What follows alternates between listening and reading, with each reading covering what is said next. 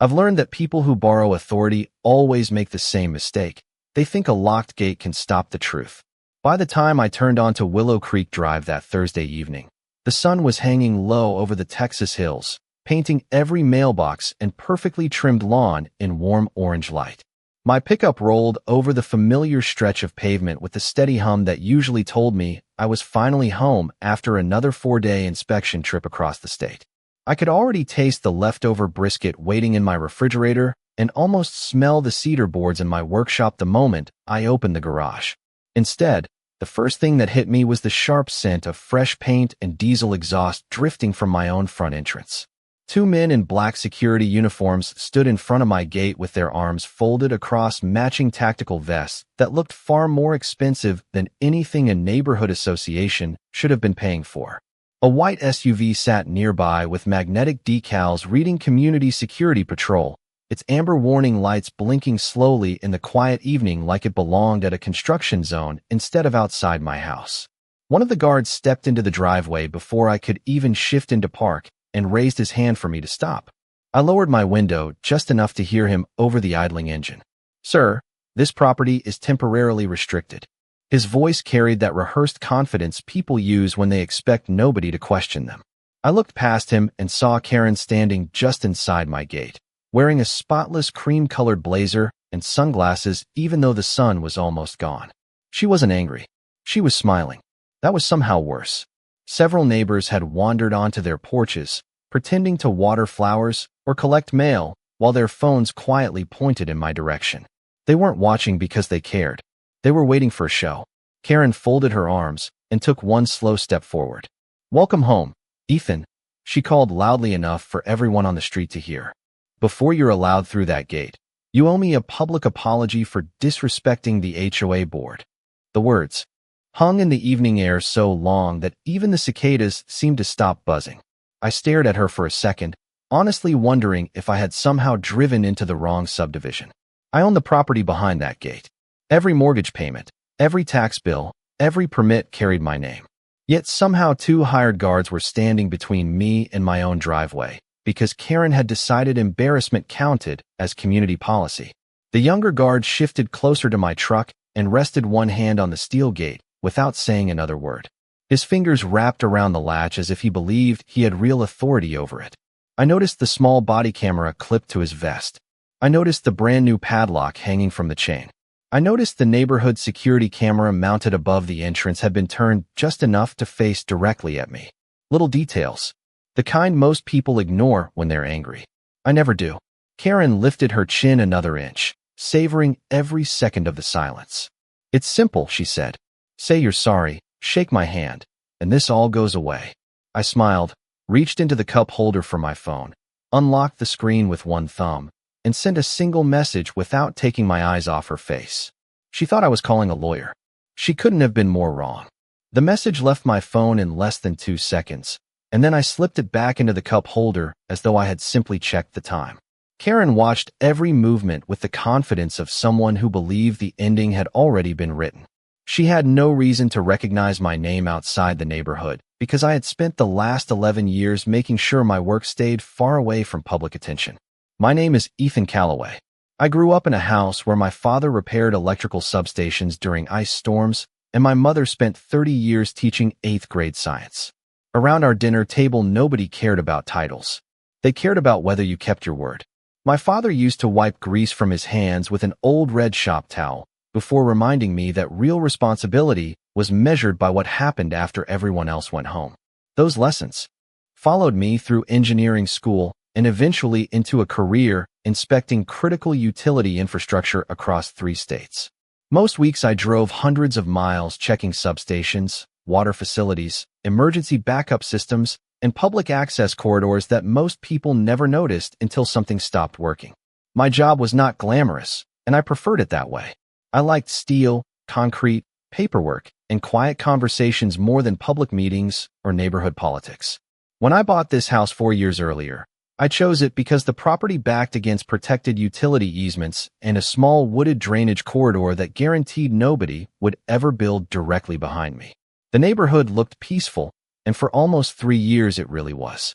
Saturday mornings smelled like fresh coffee drifting across the fences while sprinklers clicked rhythmically across green lawns. Children rode bicycles down the sidewalks. Delivery trucks rolled through without drama, and everyone waved just enough to be polite before getting on with their lives. Then Karen Whitmore became president of the Homeowners Association. At first, the changes seemed harmless. New newsletters, fresh landscaping, community meetings that somehow lasted twice as long as before. Gradually, the notices became more aggressive, the rules became more creative, and every conversation turned into a lesson about authority. She liked saying the words community standards as though they carried the same weight as state law. Most neighbors simply nodded because arguing required more energy than paying another fine or attending another hearing. I stayed out of it whenever I could. I paid my dues on time, kept my property clean, and politely declined invitations to committee meetings. That apparently made me suspicious. 3 weeks earlier, she had stopped me outside the mailbox kiosk and suggested I volunteer for the Architectural Review Committee. I thanked her, but explained that my travel schedule made it impossible. Her smile tightened for only a second before returning. Last weekend, she approached me again during the monthly meeting and announced that every resident should publicly support the board's new enforcement policies. I quietly said that respect could never be voted into existence. It had to be earned. The room fell silent. Karen laughed, but it was the kind of laugh that sounded polished instead of amused.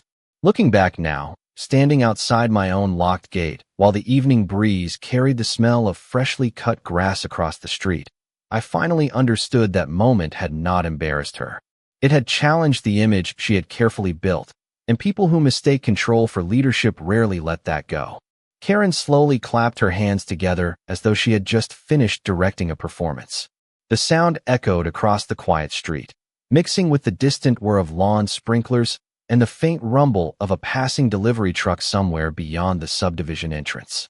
"See," she announced to the growing audience, "this is exactly the attitude that has been dividing our community." She turned away from me and faced the neighbors instead of speaking to the person she claimed had caused the problem. It was a calculated move. She wanted witnesses more than answers. She wanted everyone to believe this had become a lesson about community values instead of a personal grudge.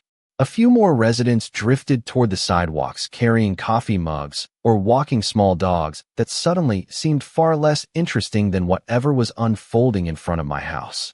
Several phones remained pointed in my direction. One neighbor quietly whispered something before another nodded without taking her eyes off me. Karen thrived on that silent approval. She raised a neatly organized folder above her shoulder and shook it lightly. "I documented everything," she declared. "Every disrespectful comment, every refusal to cooperate, every example of behavior that undermines neighborhood harmony." The younger guard glanced toward her before looking back at me, clearly waiting for instructions from someone who enjoyed giving them. The older guard shifted his weight, but said nothing. His expression suggested this was not the first uncomfortable assignment he had accepted for a paycheck. Karen opened the folder dramatically and removed several printed pages. I recognized one immediately. It was an email I had sent 3 months earlier asking why landscaping expenses had nearly doubled without competitive bids. Another page contained my written request to review meeting minutes after a budget vote. She held them up as though they were evidence of dangerous misconduct. "This is what happens," she continued loudly, "when one resident believes he is above the rules that everyone else respects." I almost laughed. Every document she displayed proved exactly the opposite. I had followed every procedure outlined in the association bylaws. I had submitted written questions, attended meetings, and requested public records through the proper channels. Apparently, asking polite questions had become an act of rebellion. Karen took another step closer to the gate and rested one hand on the fresh padlock hanging from the chain. "You have one opportunity," she said. "Apologize publicly for challenging this board, admit your behavior was inappropriate, and acknowledge our authority. Otherwise, you will remain outside until the board decides your access privileges should be restored."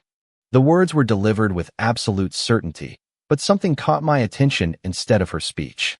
A faint electronic chirp came from the body camera attached to the younger guard's vest. It had automatically marked another recording interval. Above us, the neighborhood security camera quietly tracked every movement beneath the entrance light. Across the street, another resident adjusted his phone to keep both Karen and me inside the frame. Without realizing it, everyone standing there had become part of the same record. Every statement, every demand, every claim of authority, every unnecessary restriction. Karen believed she was creating the perfect public humiliation.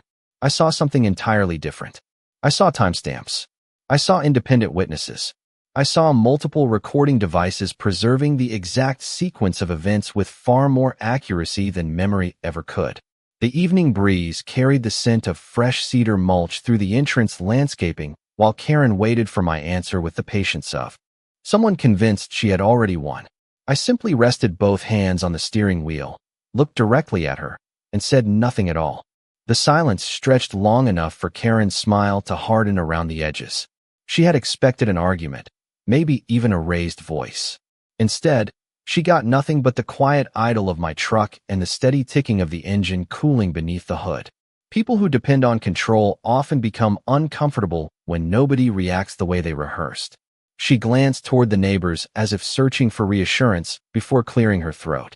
Let the record show that Mr. Ethan Calloway has refused a reasonable request from the board, she announced, speaking loudly enough for every porch within half a block to hear. The younger guard immediately pulled out a clipboard and pretended to write something while the older one shifted uncomfortably, avoiding eye contact with me. A woman across the street whispered to her husband, and although I could not hear the words, I recognized the expression. It was the look people wear when they know something feels wrong but are afraid to stand apart from the crowd. Karen sensed that hesitation and quickly filled the silence again. Since you have declined to cooperate, she continued, your electronic gate access has been suspended. Your guest parking privileges are suspended. Any attempt to bypass this restriction will be documented as further noncompliance. She delivered every sentence like she was reading from state law instead of neighborhood policy. The evening breeze carried the scent of blooming jasmine from somebody's front yard while a mockingbird landed on a nearby fence, completely unaware that the adults below were pretending a homeowners association possessed powers it had never been given.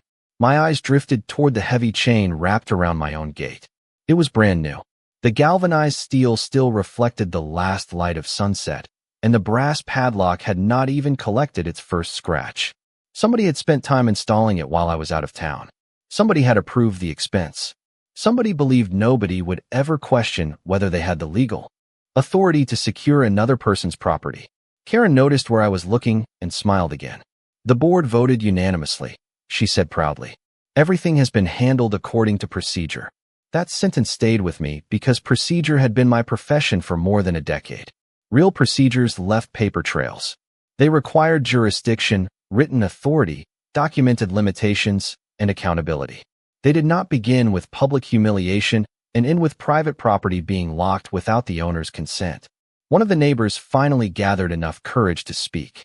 Mr. Donnelly, a retired postal carrier who had lived 2 houses down since before I moved in, slowly stepped closer to the sidewalk. Karen, he said carefully, are we really allowed to block somebody from entering his own home? She barely turned her head toward him. The board has already reviewed the matter, she replied with a dismissive wave of her hand. This is an internal enforcement action. Mr. Donnelly opened his mouth as if he wanted to ask another question, then quietly lowered his eyes and stepped back. That was exactly how Karen maintained control. She never needed everyone to agree with her. She only needed enough people to believe speaking up was not worth the trouble. I watched the body camera on the younger guard flash another small recording light. Somewhere inside that device, another minute had just been preserved. Across the street, another phone remained pointed toward my truck. Every confident statement Karen made was becoming part of a timeline she believed would celebrate her authority. I knew better. Timelines have a way of revealing details that confidence alone can never erase. Karen checked her watch with exaggerated patience, then looked back at me as though she was waiting for a stubborn child to admit defeat.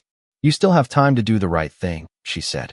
Everybody here is willing to move on if you simply acknowledge that the board deserves respect.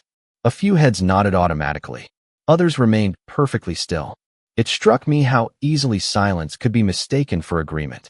The younger guard shifted closer to my driver's side window, careful to remain professional, but clearly trying to add pressure through his presence alone. Sir, he said in a quieter voice, it would probably be easier if everyone could just settle this. I looked at his name tag. It read Daniel Brooks. He seemed uncomfortable, caught between following instructions and recognizing that something about the situation did not make sense. Daniel, I answered calmly. Have they shown you the property deed? His expression changed for the briefest moment before he glanced toward Karen instead of replying. That single glance told me everything I needed to know. He had accepted an assignment, but he had never been given the complete story. Karen stepped forward before he could say another word.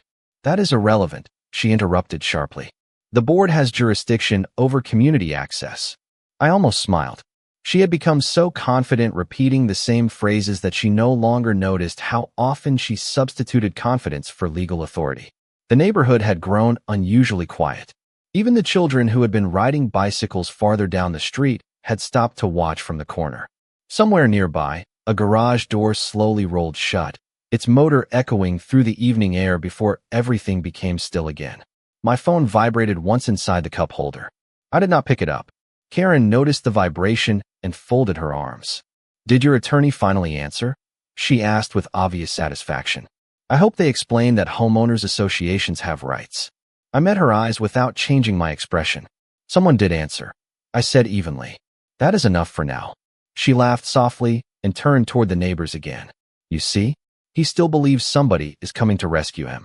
Several people smiled politely, although the laughter never really spread through the crowd. The atmosphere had changed in ways Karen either could not or would not recognize. Curiosity was replacing entertainment. Doubt was replacing certainty. Questions were beginning to form behind expressions that had been completely confident only a few minutes earlier. The older guard quietly adjusted the radio clip to his shoulder after hearing a brief burst of static. He listened for a moment without speaking, then looked down the street toward the neighborhood entrance before returning to his original position. It was a small movement, almost invisible unless someone was paying close attention. I had spent years noticing small movements because they usually happened before important changes. Karen continued talking about fines, compliance, and board authority, completely unaware that fewer people were listening to her words than before. They were watching me instead, trying to understand why someone standing outside his own locked gate appeared calmer with every passing minute. The answer was simple. I had already done everything I needed to do before anyone else realized the evening had stopped being about an apology. From that moment forward, it was only about waiting for everyone else to catch up. The first sign arrived so quietly that almost nobody noticed it. A pair of white sport utility vehicles turned onto Willow Creek Drive without flashing lights or drawing attention to themselves. They moved at the normal neighborhood speed limit, their tires rolling smoothly over the asphalt while the last glow of daylight reflected across clean windshields.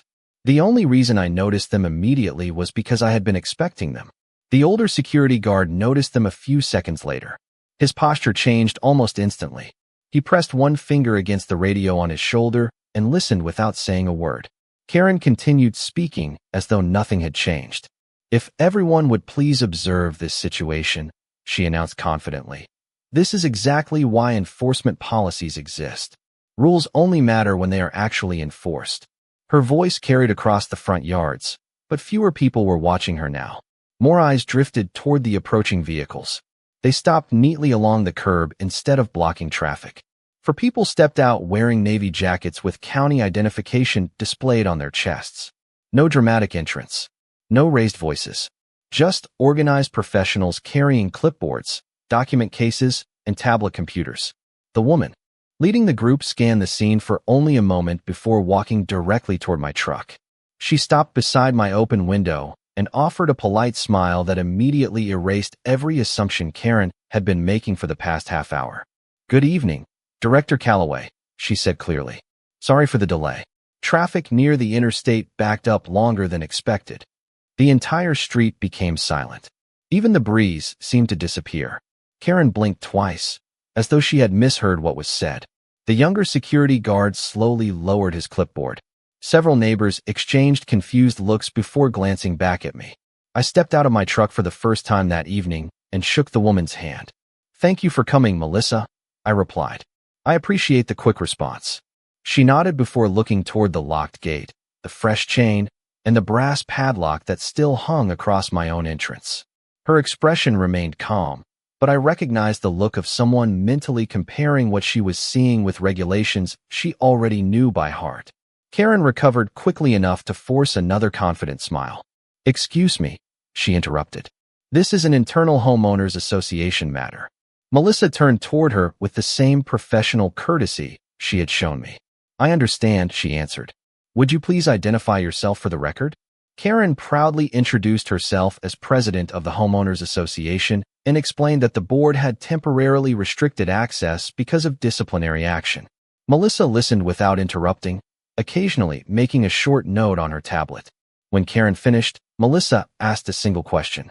"Can you provide the written legal authority authorizing a private association to physically deny a property owner access to his residence?" Karen hesitated for the first time that evening. It lasted only 2 or 3 seconds, but everyone standing there felt it. She opened the folder she had been waving around with such confidence and began turning pages much faster than before. Meeting minutes, budget reports, community newsletters, architectural guidelines. None of them seemed to be the document she suddenly needed. Across the street, another phone quietly recorded every second while the body camera on the younger guard continued capturing the conversation without interruption. The evening had crossed an invisible line. What Karen believed would become the public record of my humiliation had quietly transformed into the official record of her own decisions. Karen flipped through her folder again, this time without the confidence that had filled her voice only moments earlier. Each page turned faster than the last, the crisp paper catching the evening breeze before falling back into place. Melissa waited patiently, holding her tablet at her side without interrupting. Real authority never rushed anyone. It simply waited for facts. After nearly half a minute, Karen looked up and forced another smile. "The board approved this action during a special meeting," she said. "We have every right to protect the community."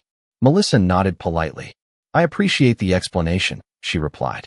"May I also review the written authorization permitting private security personnel to physically restrict a homeowner from accessing privately owned property?" Karen hesitated again. "It is covered under our enforcement policy." Melissa made another note. "Please identify the section." Karen searched through the documents one more time, but the answer never appeared because it had never existed. Around us, the atmosphere shifted in a way that could almost be felt. The neighbors who had been standing comfortably behind Karen were no longer clustered together. Small gaps formed between them as people quietly stepped aside, no longer eager to be associated with the confrontation. Mr. Donnelly folded his arms and looked directly at the chain across my gate for the first time instead of looking at me. The younger security guard, Daniel Brooks, cleared his throat before speaking carefully. "Ma'am," he said to Karen, "our contract only mentioned monitoring common areas and reporting disturbances." Karen immediately turned toward him. "That is not the issue right now." Daniel remained respectful. "I just want to make sure we are operating within the agreement we signed." The older guard slowly removed one hand from the gate latch and took a single step backward. Nobody had ordered him to do it. He simply no longer looked certain that he belonged there. Melissa glanced toward both guards. "Would either of you happen to have a copy of your assignment instructions for today?" Daniel reached into a document pouch attached to his vest and produced a folded work order. Melissa reviewed it for less than a minute before handing it back. "Thank you," she said. "This assignment references neighborhood observation and access control for common recreational facilities. I do not see any instruction concerning private residential property." Karen quickly interrupted. "I gave them additional verbal direction." Melissa looked at her with the same calm expression she had maintained since arriving. "Verbal direction does not expand legal authority." Those 5 words landed harder than any raised voice ever could. Nobody spoke for several long seconds. A dog barked somewhere farther down the street before settling back into silence. One neighbor quietly lowered her phone, while another continued recording with renewed interest. The story they expected to capture had disappeared, replaced by something far more revealing. Melissa walked toward the chain stretched across my gate and examined the fresh hardware without touching it. She noted the new lock, the installation marks on the metal posts, and the position of the security camera mounted above the entrance. Then she turned back toward me. "Director Calloway," she said evenly, "thank you for preserving the scene exactly as it was when we arrived. That will make documenting today's events considerably more straightforward." Karen's expression changed completely. For the first time since I had driven onto my street, she stopped looking like the person in charge and started looking like someone realizing that every decision she had made that evening had just become part of an official record she could no longer control. Melissa nodded once toward another member of her team, and within seconds 2 inspectors began photographing the gate from multiple angles while carefully recording timestamps and locations on their tablets. Nobody rushed. Nobody argued. Every action followed a process that had obviously been practiced hundreds of times before. Karen stood frozen beside the chain that she had ordered installed only hours earlier. The confidence that had filled her voice all evening had quietly disappeared, replaced by quick glances toward the neighbors who were no longer standing behind her. Several had moved onto their own driveways, watching with folded arms instead of eager smiles. The younger security guard, Daniel Brooks, removed the small key ring from his duty belt and held it uncertainly in his hand. "Ma'am," he said politely to Melissa, "would you like me to remove the lock?" Melissa looked toward me first. "Director Calloway, is the gate in the same condition as when you arrived?" I nodded. "Nothing has been touched since your team got here." She smiled slightly. "Excellent. Thank you." She then turned back to Daniel. "Please leave everything exactly where it is until documentation is complete." Karen suddenly stepped forward. "This is completely unnecessary," she insisted. "It was only a temporary enforcement measure." Melissa calmly entered another note into her tablet before responding. "Temporary actions are still actions. Our responsibility is to document what occurred, not to speculate about intentions." Those words settled over the street with surprising weight. They were simple, factual, and impossible to argue with.